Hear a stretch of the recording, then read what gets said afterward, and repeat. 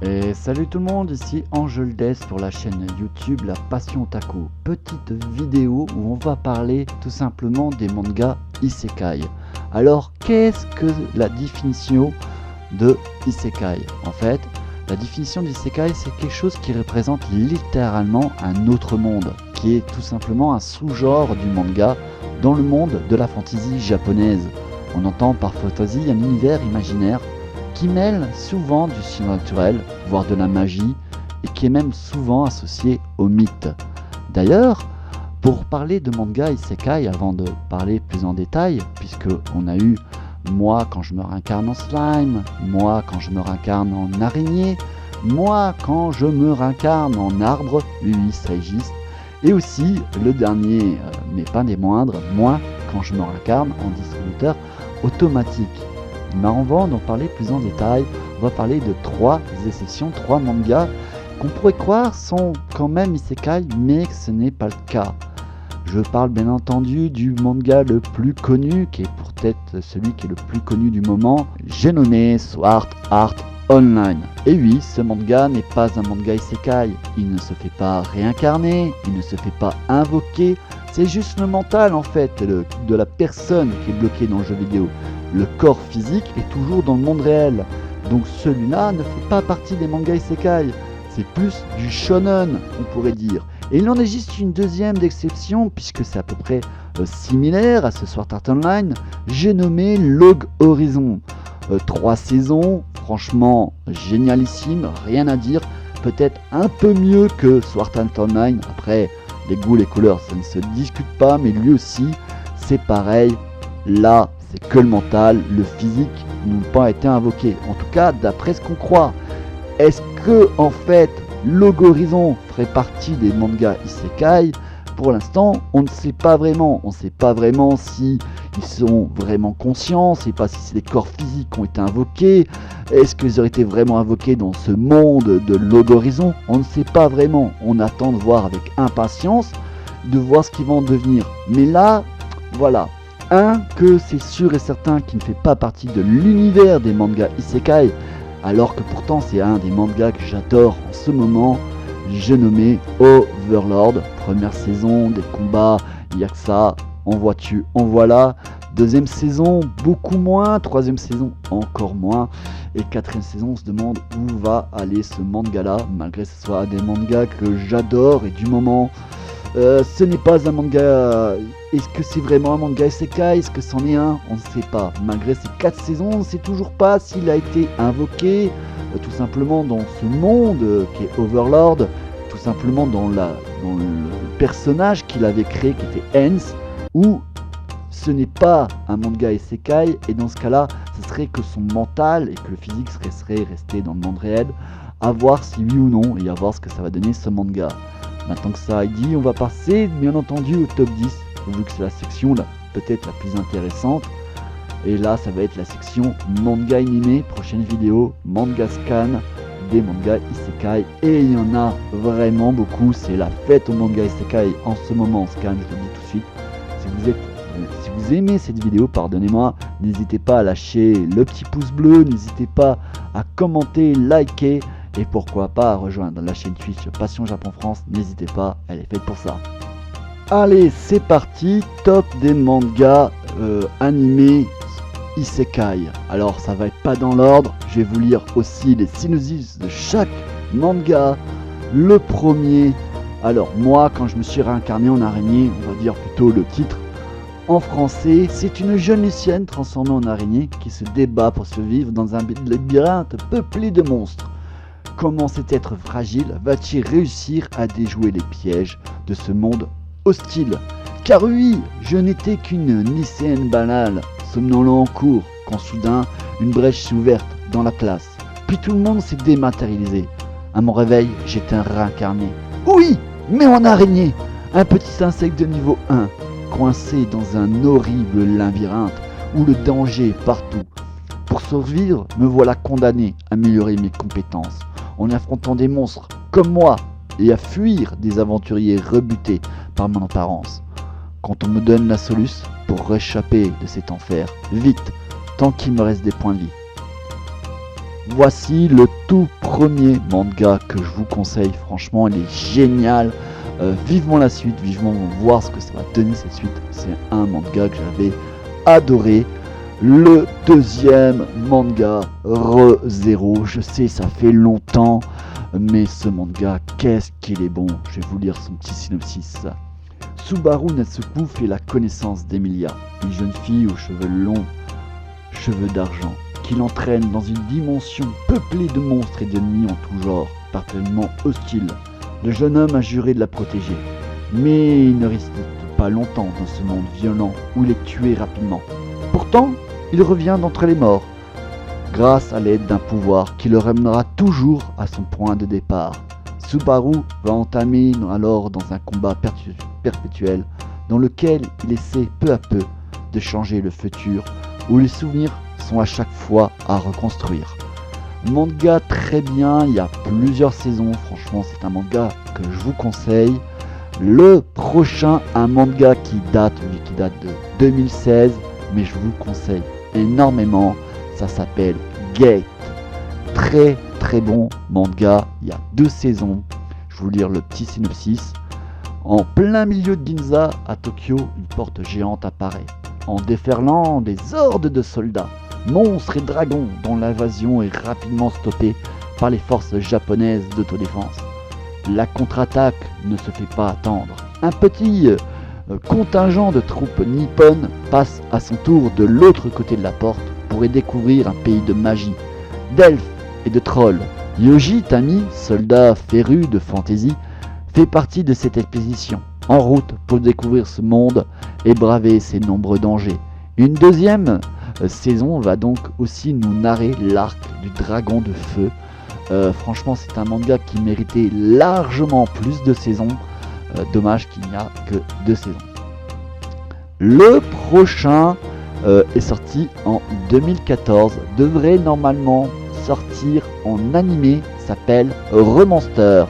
Remonster, les gobelins au pouvoir, le dark fantasy a retrouvé ses nouveaux héros.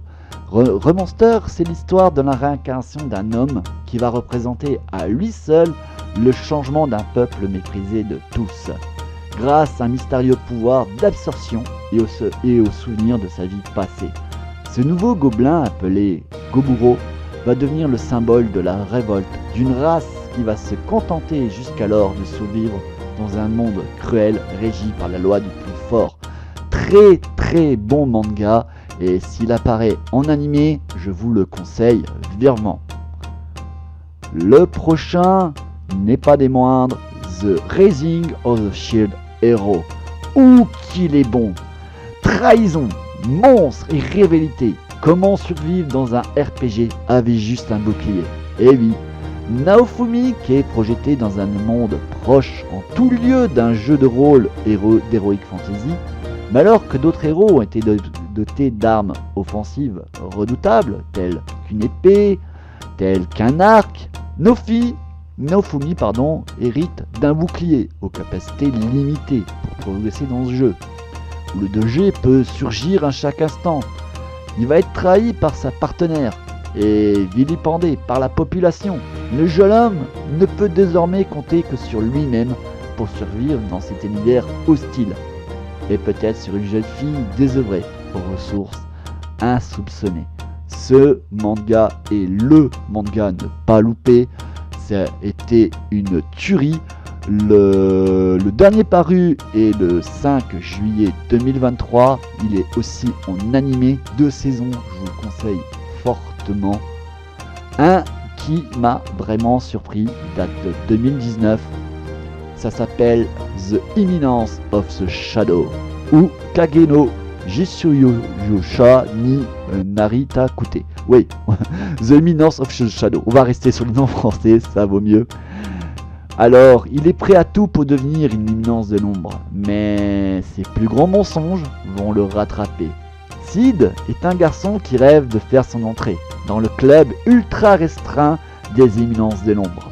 Des personnages mystérieux qui influencent le cours des événements depuis les coulisses et qui possèdent d'immenses, incroyables pouvoirs et d'immenses pouvoirs. Lorsqu'il est propulsé dans un monde parallèle à la suite d'un accident, Lui, le petit camion Kun qui repasse, il décide de tirer profit de ce nouveau départ et d'échafauder de toutes pièces une histoire dont il s'attribue, en secret, le rôle principal de future éminence de l'ombre. Il va même jusqu'à recruter des agents parmi les jeunes filles de son entourage et les abreuve de mensonges pour s'assurer de leur coopération. Seulement, Sid ne se rend pas compte qu'au fur et à mesure, ces boniments prennent une dimension bien réelle. C'est le début d'une épopée qui fait la part belle aux malentendus et aux méprises multiples. Ce manga, franchement, n'hésitez pas, il a l'air bizarre, et il est bizarre, mais il est bien. En fait, qu'est-ce qu'une éminence des ombres? Il fait tout pour faire croire aux autres dans sa vie de collégien que c'est quelqu'un de normal, de banal, voire même encore moins que banal. Et le soir, il est quelqu'un d'incroyable qui pourchasse le mal pour que le bien triomphe. Et franchement, il vaut largement le coup.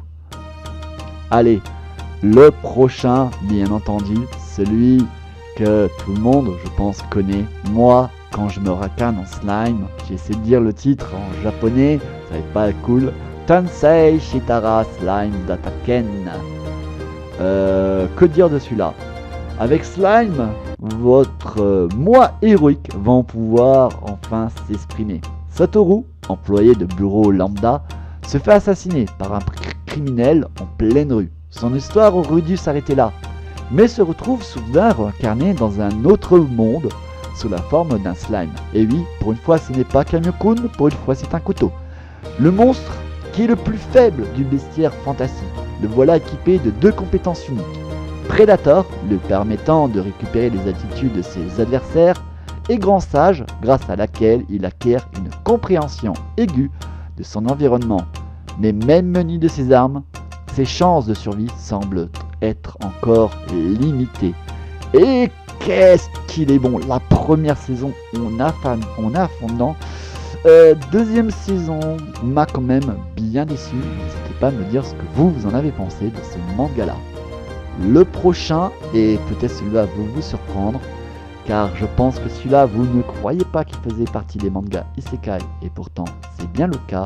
Je parle de Gantz. Et oui, Gantz en manga, vous avez Gantz, Gantz Minus, Gantz Osaka, Gantz E, Gantz G. En manga VO, vous avez Gantz G, Gantz et beaucoup d'autres. Ce manga est bel et bien un manga Isekai.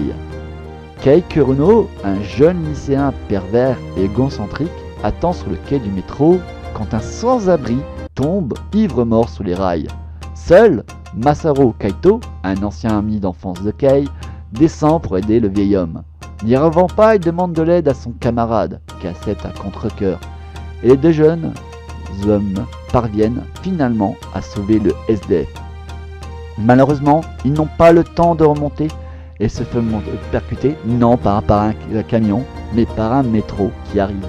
Alors qu'ils se croient morts, ils sont téléportés dans un mystérieux appartement où se trouve une étrange boule noire, j'ai nommé Gantz.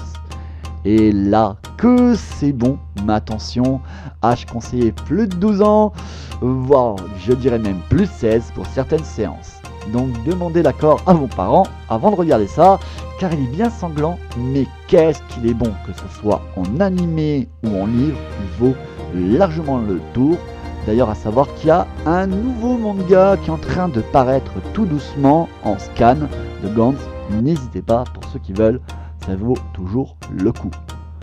Le prochain, mais non le moindre, parce que celui-là est sorti en 2019, The Shit Skill Level Up.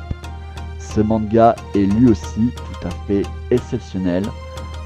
Première saison, rien à redire, vivement cette deuxième saison. Tenjo, un jeune garçon légèrement enrobé, qui a toujours été victime de harcèlement, il ne trouve de répit que dans les moments de solitude, dans la maison que son grand-père lui a léguée. Un jour, en faisant du tri, il tombe accidentellement sur une pièce secrète dans laquelle se trouve une mystérieuse porte et des objets médiévaux qu'il n'avait jamais vus. Une fois franchi, cette porte l'emmène dans un monde de fantaisie. Alors, lui, il est isekai vu qu'il va dans un autre monde. Même si c'est pas de l'invocation, même s'il ne meurt pas, c'est quand même de l'isekai. Attention, les thèmes sont quand même sur leur harcèlement. Donc le début peut peut-être choquer certaines personnes, surtout qu'on va l'harceler à cause de son enrobage. Mais le manga vaut largement le coup, franchement, n'hésitez pas une seule seconde. Un qui date quand même de 2017, Tanya the Evil ou Yojo Senki. Il y a beaucoup à dire de ce manga. Il a été diffusé du 6 janvier 2017 au 31 mars 2017. Je crois qu'il y a 2 saisons si mes souvenirs sont bons. Tanya Derekeshov, un officier dans les forces d'attaque aériennes impériales des sorciers, malgré sa jeunesse et son air de petite fille, elle fend les airs et frappe ses adversaires sans pitié. Dans une autre vie, Tanya était un employé de bureau japonais zélé, prêt à tout pour sa réussite et celle de son entreprise. Mais un dieu courroucé l'a réincarnée dans un corps de fillette. Elle n'en est pas moins l'élément le plus redoutable de l'armée impériale. Très bon manga aussi. Et je vous en ai parlé tout à l'heure. Je parlais d'Overlord. 4 saisons, très bon. À savoir qu'il existe en light novel, il existe en manga papier bien entendu. Nous sommes en l'an 2138. Yggdrasil, le célèbre MMORPG à succès, est sur le point de fermer. Mon manga, le fondateur de la guilde, dont la renommée n'est plus à faire, attend seul l'arrêt du jeu. Cependant, au moment où le jeu est censé prendre fin, mon manga n'est pas déconnecté. Il reste seul et devient captif de l'univers du jeu, alors que les personnages non jouables se retrouvent peu à peu dotés d'une conscience. Un nouveau monde dont les règles sont encore inconnues est sur le point de faire son apparition. Et celui-là, je me demande vraiment s'il est dans le isekai.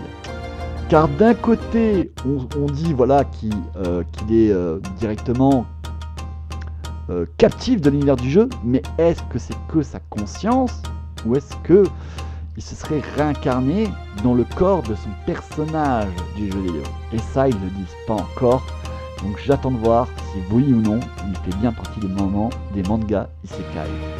Le prochain, The Skeleton Knight is Another World. Ah oui, utiliser la force du chevalier squelette pour changer le monde? Oui, on va y arriver. Car un gamer se réveille soudainement dans un monde inconnu, sous l'apparence de son personnage de MMORPG, Ark, un chevalier squelette à l'équipement légendaire. Craignant la réaction des habitants face à son allure monstrueuse, il se résigne à mener une vie tranquille. Hélas pour lui, ses compétences d'épéiste et de mage ne passeront pas inaperçues et une rencontre soudaine est sur le point de bouleverser son aventure. Et celui-là, lui, il est totalement isekai. Voilà quelques mangas que j'avais envie de vous parler. Si cela vous plaît, que vous voulez que je vous parle d'autres mangas isekai, que ce soit en animé ou en scan, n'hésitez pas à le dire en commentaire. Sinon, pour ceux qui le veulent, on se retrouve sur la chaîne Twitch Passion Japon France. Voilà, petite vidéo bien sympathique. Allez, on se retrouve pour une prochaine vidéo. Ciao le loulou et à bientôt. Portez-vous bien. Allez, ciao.